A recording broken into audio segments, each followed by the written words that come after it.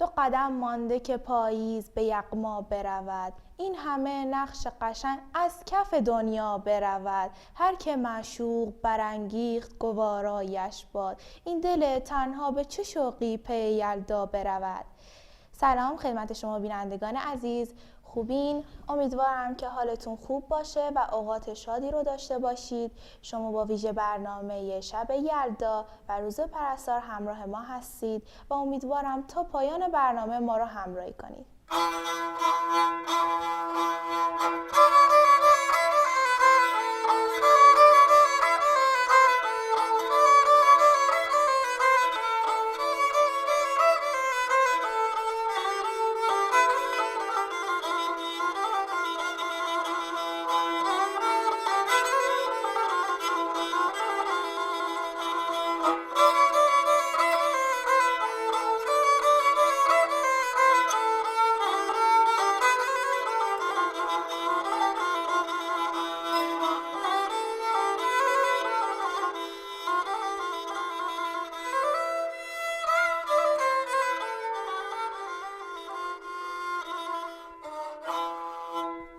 ساقی به نور باده برافروز جام ما، مطرب بگو که کار جهان شد به کام ما. ما در پیاله عکس رخ یار دیده ایم، ای بی خبر ز لذت شرب مدام ما. هرگز نمیرد آن که دلش زنده شد به عشق، ثبت است بر جریره عالم دوام ما.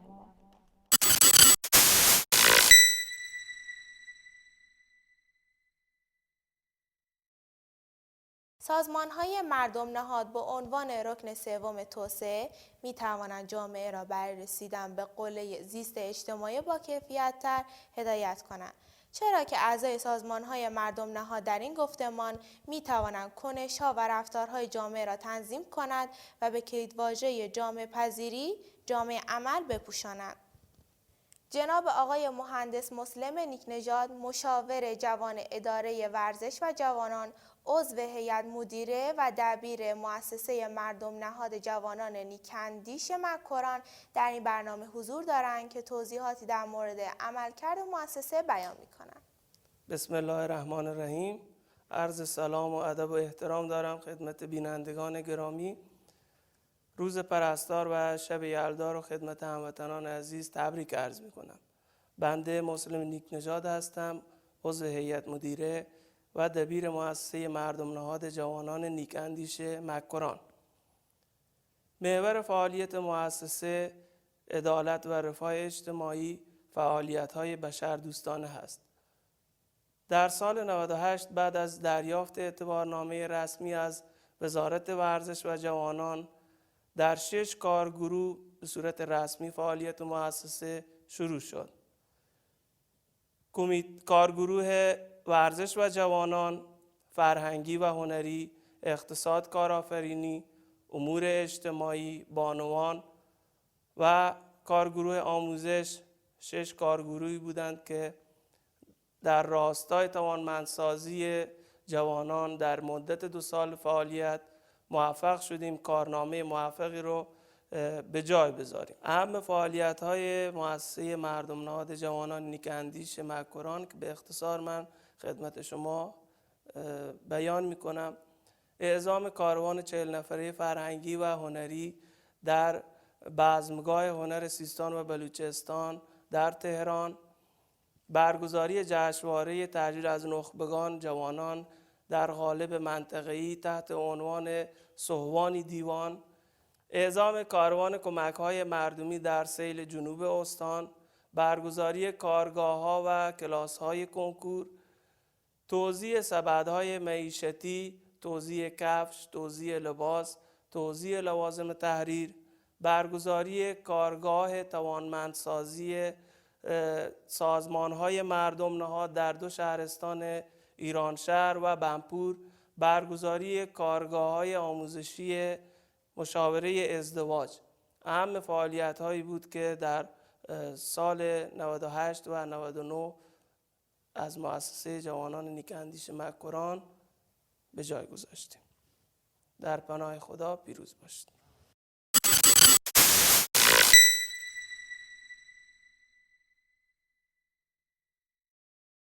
پرستاری بالی است برای پرواز در آسمان رضایت خدا. خوش به حالت، خداوند از تو راضی است. روزتون مبارک.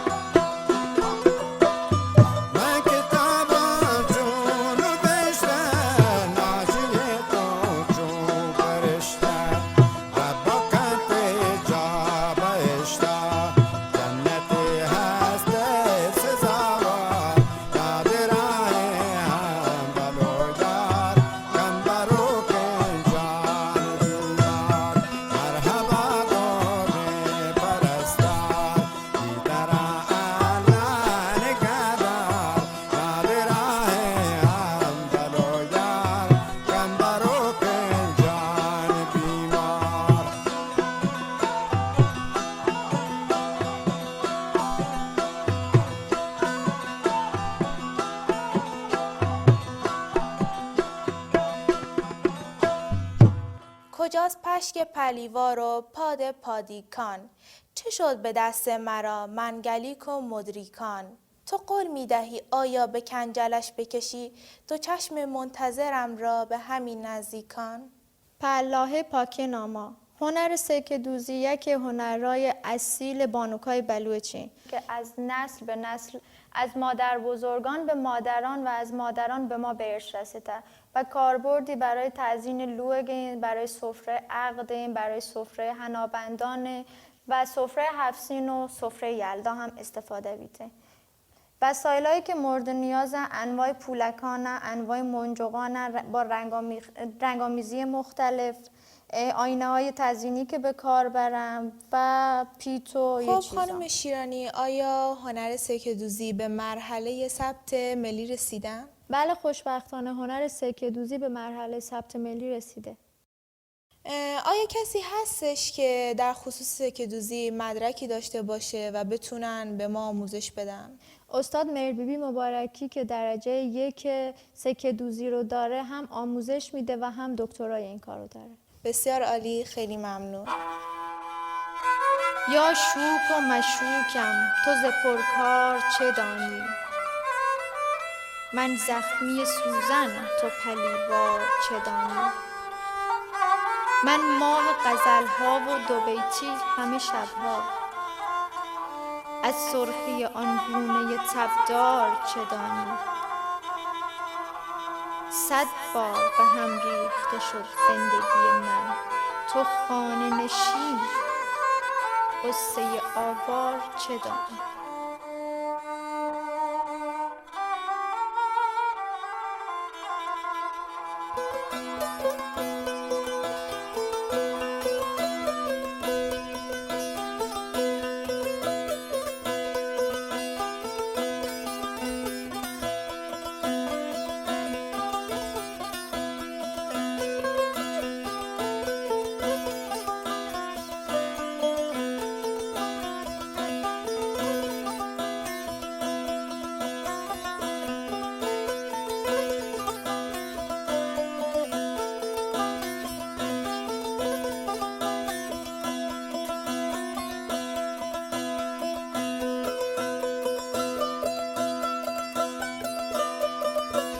در ادامه برنامه در خدمت استاد رکنی، شاعر و کارشناس فرهنگی هستیم که قرار هست گپ و گفتی در خصوص دیوان کردن در فرهنگ بلوچ داشته باشیم. هیچ بنداتی چه دروتا دولدارتر نیند گوڑا دروتو درهباتو پر مهری سلام منگهی امراتو مکهی گوهارا بانو که جست باز جوانین و وشتین جستی کتگی بانو که ایدراج کشی شب یا هما یلدای شب که پارسیا گوشک بید ایشی ما بلوچ و بلوچستان دود رو بیدگان جاگاهی هستی جی ها بانوک ای ما بلوچ و بلوچستان دود رو بیدگان جاگاهی هستی بله گو ای ناما پجارگ نبید یلدای شب یا هما دراج کشی زمستان شب ما بلوچستان تها پت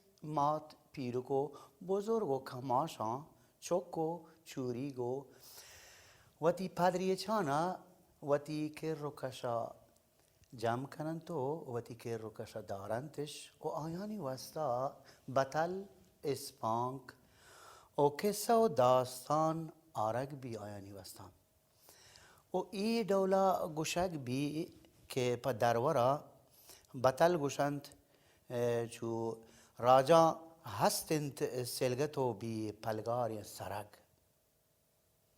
راجا هست سلگتو بی پلگاری سرگ برگا شرند کور دپ زهرتاک گرگ ایشی پادریچ ایشن که ما راجانی که گار بند تو بیگواه بند لحتی سرگ و بزرگ و تا جاگاه جنن تو ایشانی تها و تا کوه کنن تو بله هیچ بر راجا دیما برد نکنند ایچو هما گرگند که هیچ آیا مزیتی نیست زندگانانی تها و دیگه بازگی بطلی هست که پتو مات و پیرکو بلو کو چوکانی نواسگانی وستا گوشند ایشند پا درور گوشی دز لطا کلیر داری نی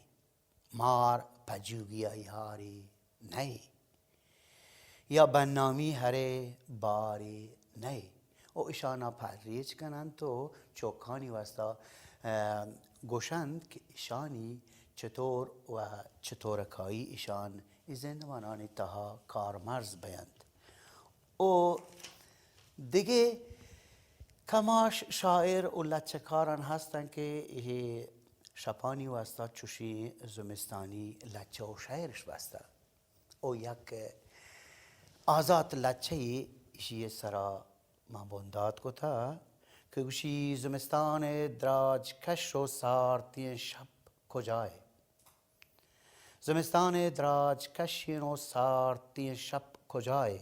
کت ترا بگندا دانوتی دل دردان چو ملگوری گوت ترا پچ بریچان چه ای روچانی بزگی و واریا گونتا سر بریچان دا گوتایی بی ترک و تواریا دل منی تاهیر بگیبد بله بله هیچ بر نشمشان تپلی که گوشنگیا واب آیه چمان بی تاهیر کتگ کجا کجای دا ای پدری چانی احوالا گو ترا پد بری چان گو ترا پد بری چان ای شپانی مول و مراد و ای دیوانانی مول و مراد اشن که پچوکان پچ بکنن تو چوکانا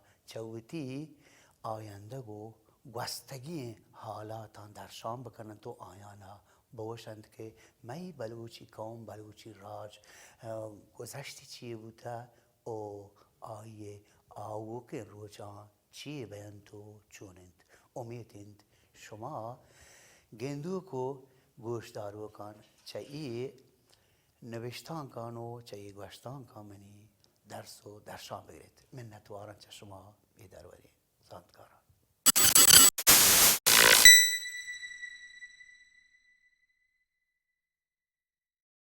در این بخش از برنامه در خدمت خانم نازنین داوودی هستیم با آموزش هنر سوزندوزی بلوچی.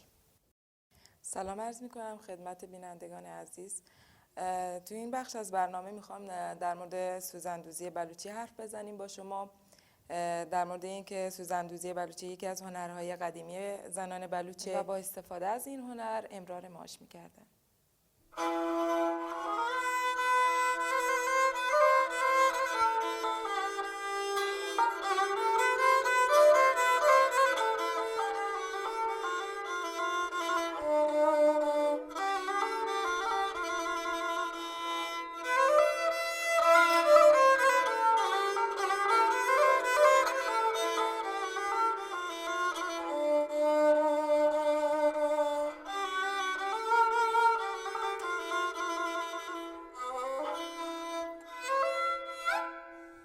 یلدا به عنوان یکی از فرهنگ‌های گفتگو در جامعه ایرانی نقش بسیار موثری دارد.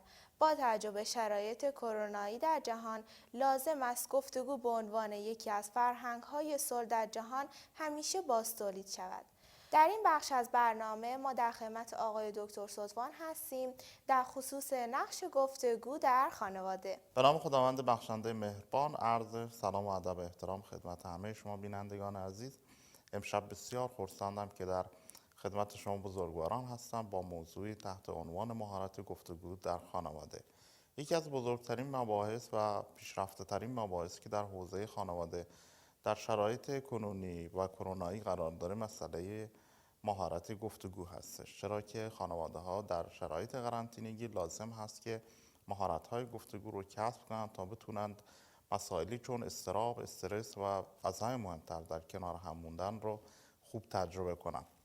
ما روزانه سوالات خیلی زیادی از خودمون میپرسیم، از اینکه آیا روابط ما با همسرمون روابط مناسبی هست؟ آیا روابط ما با فرزندامون به چه شکله؟ مناسبه یا خیر؟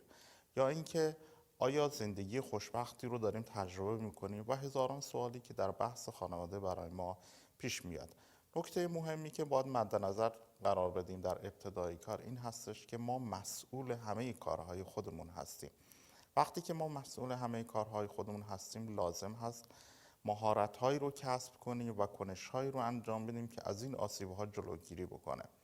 ما انواع و اقسام ارتباطات رو در خانواده داریم، از گفتگو گرفته که در بالاترین سطح قرار داره و در سطوح دیگر مسائلی چون مشاجره، مناظره، بحث و مسائل دیگه‌ای که میتونه منجر بشه گفتگو به هم بریزه. ببینید خانواده یکی از مکانهایی هست که ما میتونیم جامعه پذیری خیلی خوبی رو داشته باشیم در حوزه ارتباطات. مسائلی چون گفتگو و بحث، البته بحثی که ما داریم مد نظر داریم بحث ماهرانه است و هر دوتا در خانواده لازم هست، چرا که گفتگو اجماع نظر خانواده رو در کنار هم میخواهد. با گفتگو کردن به یک تصمیم نهایی میرسه در یک تصمیم گیری بلند مدت. ولی در حوزه بحث ماهرانه در واقع ویژگی هایی که وجود داره این هستش که در بحث ما نظرهای خودمون رو بیان میکنیم و در نهایت با رأی گیری به یک نظر اصلی میرسیم. مسائل دیگه‌ای که در خانواده وجود داره معناسازی مدل‌های ذهنی همدیگه هست. یعنی در حوزه گفتگو لازم هست که ما مدل‌های ذهنی همدیگر رو خیلی خوب بشناسیم. این مدل‌های ذهنی حالا به قول دورکیم جامعه شناس فرانسوی معناسازی میکنه رفتارها و کنش‌هایی که ما در کنار هم اونها رو انجام میدیم. اگر مهارت گفتگو رو یاد نداشته باشیم، حرفها و گفته‌ها و فرضیاتی رو که ما مطرح میکنیم به شکل ناقص هست. این فرضیات اطلاعات ذهنی ما رو میسازه و این اطلاعات ذهنی ناقص کنش‌های ناقصی رو برای ما به وجود میاره که در نهایت منجر میشه به مشاجره و مسائلی چون استرس، اضطراب و در نهایت آخرین راه در واقع جدا شدن هست که تحت عنوان طلاق در خانواده شکل میگیره.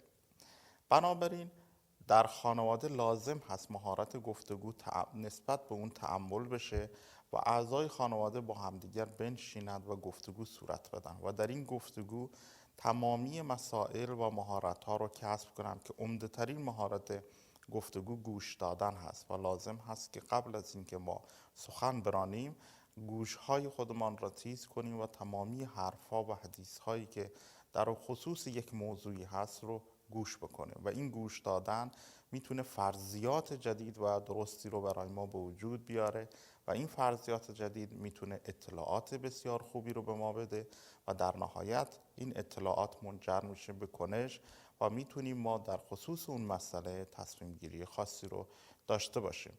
بسیار بسیار مناسب هست که در این دوران جدید مخصوصا دوران کرونایی ما مهارت‌های خانوادگی رو یاد بگیریم، چون این با هم بودگی در کنار هم بودن میتونه آسیب‌های خیلی زیادی رو به ما بزنه. یلدا به عنوان یکی از عناصر فرهنگی جامعه ایرانی و خانواده‌های ایرانی میتونه شرایط رو برای ما فراهم کنه که خانواده در کنار هم بشینه و این مهارت‌ها رو به صورت خودجوش یاد بگیره. آنجا که کلام باز میماند موسیقی آغاز می شود.